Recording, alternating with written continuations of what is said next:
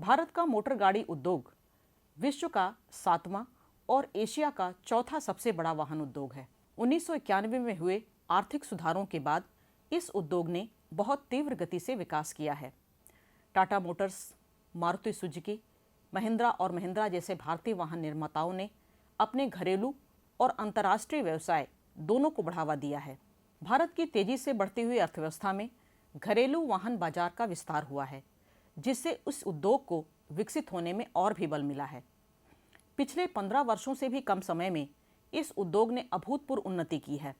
Japan और Korea जैसे देशों द्वारा प्रत्यक्ष विदेशी निवेश के कारण इस क्षेत्र में नई प्रौद्योगिकी और तकनीकी आई है, जिससे भारत का यह उद्योग विश्व स्तरीय मोटर वाहनों का उत्पादन करने में सफल हुआ है। ये उद्योग दिल्ली, गुड़गांव, मुंबई, पुणे, जमशेदपुर, बेंगलोर जैसे नगरीय केंद्रों के पास विकसित हुआ है। अगला उद्योग है इलेक्ट्रॉनिक उद्योग और सूचना प्रौद्योगिकी उद्योग। इलेक्ट्रॉनिक उद्योग के अंतर्गत दैनिक जीवन में काम आने वाली अनेकों वस्तुएं जैसे टेलीविज़न से लेकर रडार और हैवी मशीनरी तक सभी वस्तुओं को शामिल किया जाता है। भारत में इनका विकास मुंबई, दिल्ली, हैदराबाद, पुणे और बेंगलुरु में मुख्य रूप से हुआ है। भारत में सूचना प्रौद्योगिकी उद्योग का विकास 21वीं शताब्दी के आरंभिक वर्षों की देन है। 1998 तक भारत की कुल जीडीपी में इसका योगदान 1.2% था, जो 2017 में 7.7% के आसपास हो गया। हाल के वर्षों में ये भारत में रोजगार देने वाला सबसे बड़ा सेक्टर बनकर उभरा है। भारत में आईटी इंडस्ट्री में लगभग 40 लाख लोगों को प्रत्यक्ष रूप से रोजगार प्राप्त होता है। इसमें 30% महिलाएं हैं। इसके अतिरिक्त अप्रत्यक्ष रूप से यह क्षेत्र लाखों लोगों को रोजगार प्रदान कर रहा है। ये मुख्य रूप से 2 क्षेत्रों में सेवाएं प्रदान करता है, आईटी और बीपीओ। आईटी या सूचना प्रौद्योगिकी के माध्यम से संचार सेवाओं को सुदृढ़ किया जा सकता है, लोगों की सूचना और ज्ञान तक पहुंच को आसान बनाया जा सकता है, जबकि बीपीओ के माध्यम से लोगों को विभिन्न प्रकार की व्यावसायिक सेवाएं प्रदान की जा सकती हैं। भारत जैसे विशाल जनसंख्या वाले देश में सूचना प्रौद्योगिकी के विकास के द्वारा समाज के निचले स्तर के सामाजिक आर्थिक विकास को गति प्रदान की जा सकती है।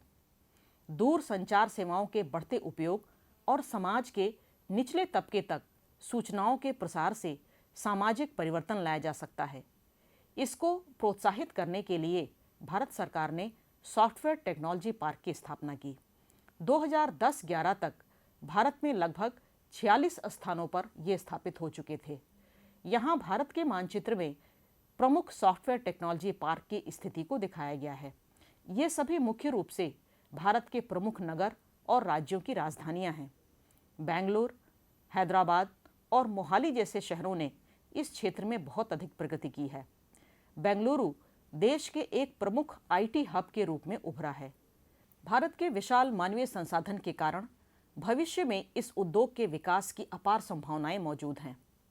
प्यारे बच्चों, अब तक आपने भारत के विभिन्न उद्योगों की प्रमुख विशेषताओं, उनके महत्व और वितरण के बारे में जाना।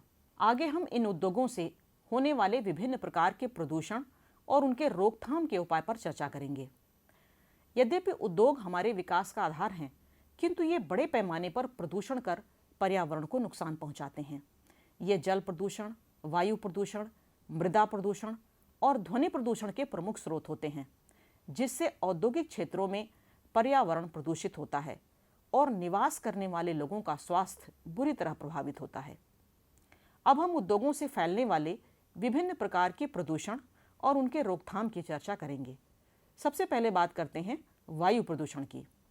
सभी प्रकार के उद्योग ऊर्जा के संसाधनों जैसे कोयला, पेट्रोलियम, प्राकृतिक गैस और तापीय विद्युत ऊर्जा का उपयोग करते हैं। ये उद्योग भारी मात्रा में जीवाश्म ईंधन का इस्तेमाल करते हैं, जिनसे carbon dioxide, sulphur dioxide, carbon monoxide जैसी हानिकारक गैसें निकलती हैं। वायु में इनका अनुपात बढ़ जाता है और ग्रीन हाउस प्रभाव जैसी समस्याओं का जन्म हो जाता है। इसके अतिरिक्त कोयला और पेट्रोलियम का इस्तेमाल करने वाले तापीय विद्युत केंद्र, रसायन उद्योग, सीमेंट उद्योग, तेल शोधनशालाएं जैसे अनेकों उद्योग धूल और धुआं को निकालते हैं। इनसे निकलने वाले छोटे छोटे कण हवा में लटकी हुई अवस्था में रहते हैं, जो शहरों में स्मॉग का कारण बनते हैं और लोगों के स्वास्थ्य पर बुरा प्रभाव डालते हैं। कभी कभी इन उद्योगों में दुर्घटनाओं के कारण जहरीली गैसों का रिसाव हो जाता है, जिससे आसपास का जीवन प्रभावित होता है। भोपाल गैस दुर्घटना इसका एक ज्वलंत उदाहरण है। दिसंबर 1984 में भोपाल शहर में स्थित यूनियन कार्बाइड के कारखाने से जहरीली गैस का रिसाव हुआ, जिससे हजारों लोगों की मृत्यु हो गई और लाखों लोगों का जीवन प्रभावित हुआ।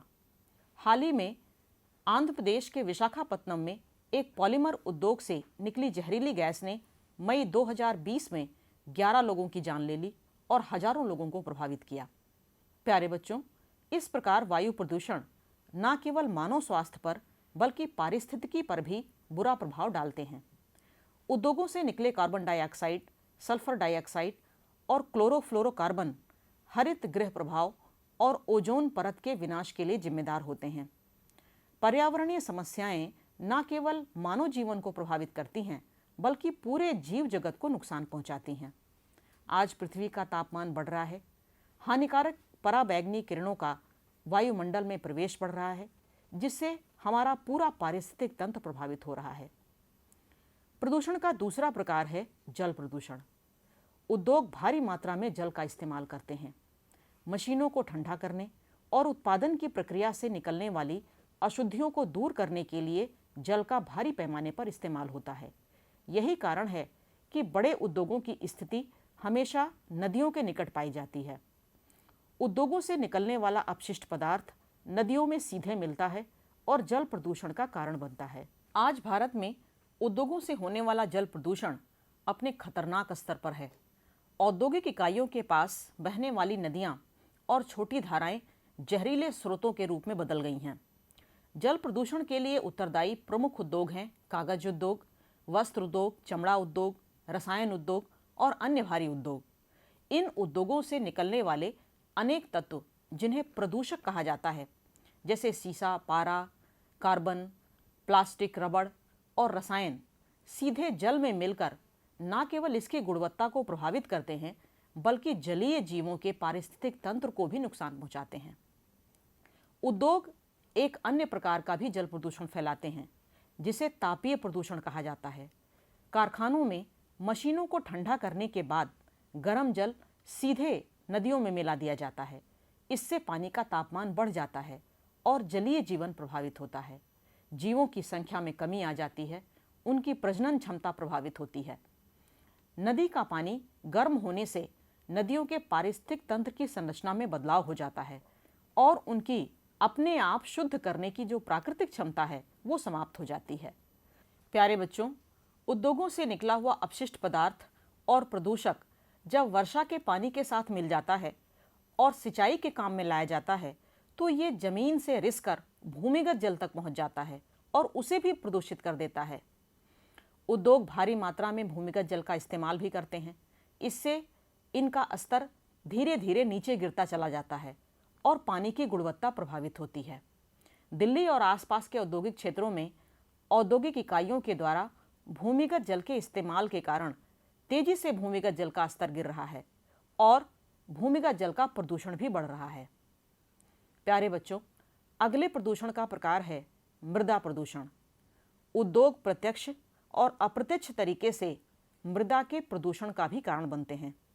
उद्योगों से निकलने वाला ठोस अपशिष्ट पदार्थ जैसे कांच, हानिकारक रसायन, कूड़ा करकट आसपास की मिट्टी को अनुपजाऊ बनाता है। धातु वाले उद्योगों से धातुओं की स्क्रैप निकलती है, जिसे आसपास खुले वातावरण में छोड़ दिया जाता है। ये आसपास की मिट्टी में मिलकर उसे नुकसान पहुंचाता है। इसी प्रकार सीमेंट उद्योग से निकलने वाला धूल आसपास के क्षेत्रों में मिट्टी की ऊपरी परत में कैल्शियम कार्बोनेट की परत जमा देता है और मिट्टी बेकार हो जाती है। प्रदूषित जल से सिंचाई करने पर मिट्टी का बड़े पैमाने पर नुकसान होता है। औद्योगिक इकाइयों के पास बहने वाली नदियों के पानी से जब सिंचाई होती है तो इनमें मिले हुए हानिकारक रसायन खेतों तक पहुंच जाते हैं, जिससे बहुत बड़े क्षेत्र में मिट्टी की गुणवत्ता प्रभावित होती है। इस प्रकार उद्योगों से होने वाला मृदा प्रदूषण प्रत्यक्ष और अप्रत्यक्ष तरीके से मानव जीवन को प्रभावित करता है। प्यारे बच्चों, उद्योग ध्वनि प्रदूषण भी फैलाते हैं। मनुष्य के कानों के लिए 60 डेसिबल की ध्वनि सामान्य मानी जाती है। उद्योगों में चलने वाली मशीनों से न केवल तेज शोर होता है बल्कि ये लगातार बना रहता है। ये कारखानों में काम करने वाले लोगों के लिए और आसपास के क्षेत्रों में रहने वाले लोगों के लिए ध्वनि प्रदूषण का कारण बन जाता है। ध्वनि प्रदूषण के कारण सुनने में अक्षमता, हृदय रोग और विभिन्न प्रकार की मानसिक समस्याएं उत्पन्न हो जाती हैं, जो कारखानों में रहने वाले लोगों और उनके आसपास रहने वाले लोगों के लिए घातक सिद्ध होती हैं।